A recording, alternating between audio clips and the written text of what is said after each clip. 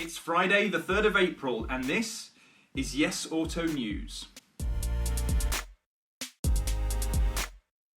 Welcome to the first episode of YesAuto News. I'm Cam Tate and I had hoped to bring you the first episode we've ever put on the YesAuto YouTube channel from our HQ in London. However, if you've been watching a television show lately called The News, you may have noticed that there's a global pandemic going on and that none of us can leave our homes. So I'm still going to bring you all the juicy bits from the car world over the next few weeks. I'm just going to have to do it from my living room. Now we're going to start off with the coronavirus. I know it's something you hear about every day and it's causing suffering across the globe, but the car world is actually doing some pretty cool things at the moment to make life in these difficult times a little bit better. For example, a whole load of car manufacturers, including Ford, Tesla and McLaren, are switching production over to ventilators, a kind of electronic breathing aid that can be sent to health services across the globe to help patients suffering with COVID-19. Sounds easy, right? I mean, if you can make a car, you can make pretty much anything. Well, as is the case with many things in life, the answer is no, it's not simple at all. Car manufacturers spend millions on tooling when they introduce a new product on their production line, and if you look at the electric car, that's something that costs hundreds of millions of pounds to retrofit a factory to switch over from combustion to an EV. And while building a ventilator isn't exactly going to cost hundreds of millions, it's not exactly as simple as just flicking a switch and it all moves over. To see so many car manufacturers getting behind this push for ventilators is both pretty damn impressive and, admittedly, kind of heartwarming.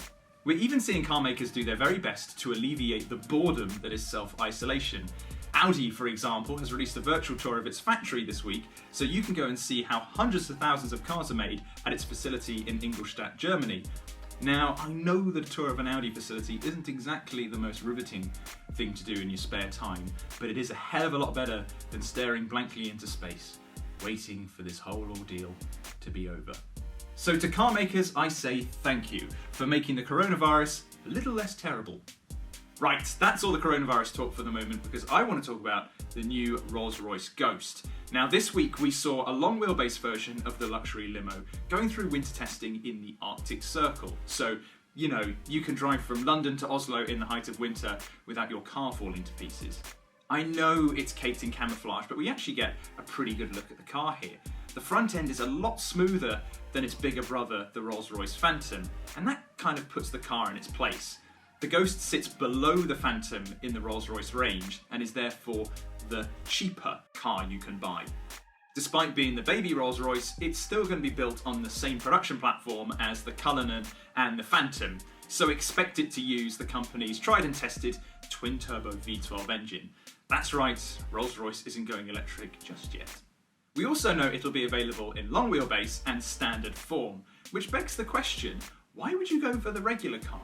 See, if it was me and I had a cool £250,000 to spend on a Rolls-Royce Ghost, I would spend a little bit more, have a driver sit in the front, do all the legwork, while I sit in the back of my long wheelbase Rolls-Royce Ghost, swinging my legs around and eating those fancy nuts that you get in business class on long-haul flights. But I want to know what you think. If you had the money to buy a new Rolls-Royce Ghost, which would you go for? The long wheelbase one or the shorter one?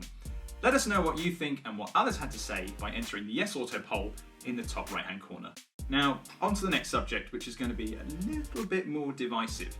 A YouTuber called Performance EV, who I've linked to in the description below, has chucked out the flat 6 motor from his 996 Porsche 911 and instead replaced it with the battery and electric motor setup from a Nissan Leaf.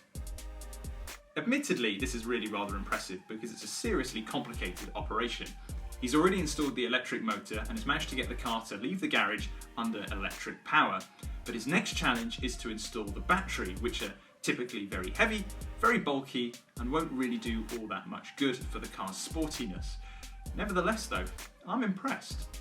Okay, this is an opinion that's not going to go down particularly well, but I quite like the idea of electrifying classic cars. See, there's something really cool about crawling through Monaco with the top down of an electric E-Type before silently pulling up to the Hotel Paris. But with a 911, you kind of take away its soul by removing its flat 6 heart. You see, the Porsche 911 on paper is a ridiculous car because its engine is slung over the rear axle. But what Porsche engineers have managed to do over decades of experience is turn it into the world's greatest sports car. And the flat 6 engine note